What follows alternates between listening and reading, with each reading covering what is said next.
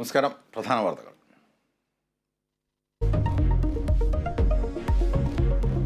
സംസ്ഥാനത്ത് driving test കേന്ദ്രങ്ങളിൽ വ്യാപക പ്രതിഷേധം. ടെസ്റ്റുകളുടെ എണ്ണം 50 മന്ത്രിയുടെ തീരുമാനത്തിനെതിരെ തർക്കം.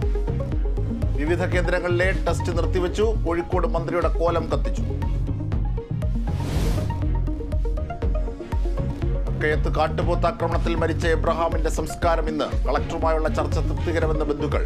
സഹായധനമായി 10 ലക്ഷം ഇന്ന് കൈമാറും. ഇടുക്കിയിൽ കാട്ടുപന്നി ആക്രമണത്തിൽ ഓട്ടോറിക്ഷ തൊഴിലാളിക്ക് പരിക്ക്.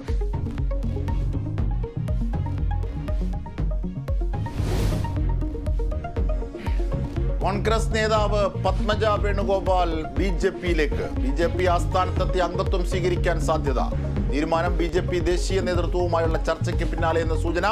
കോൺഗ്രസും ബി.ജെ.പിയിലേക്ക് പോകുമെന്ന് എം.വി. ഗോവിന്ദന്റെ പരിഹാസം. അഭിമന്യു വധക്കേസിലെ സുപ്രധാന രേഖകൾ കോടതിയിൽ നിന്ന് കാണാതായ സംഭവത്തിൽ അന്വേഷണം ആവശ്യപ്പെട്ട എസ്.എഫ്.ഐ.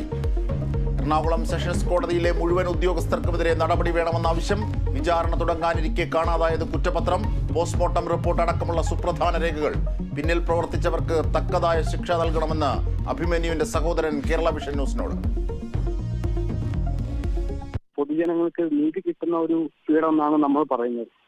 പക്ഷെ അവിടെ നിന്ന് ഈ പേപ്പർ കാണുന്നില്ല എന്ന് പറയുമ്പോൾ നമ്മൾ അത്രയത്രം ഷോക്കാണ്. ഇതിന്റെ പിന്നിൽ പ്രവർത്തിച്ചവർക്ക് അതിൻ്റെതായ ശിക്ഷകൾ കൊടുക്കണം.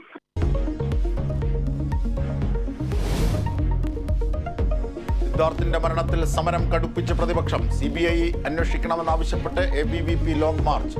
KSU യൂത്ത് കോൺഗ്രസ് മഹിളാ കോൺഗ്രസ് നടത്തുന്ന നിരാഹാര സമരം 4ാം ദിനത്തിൽ.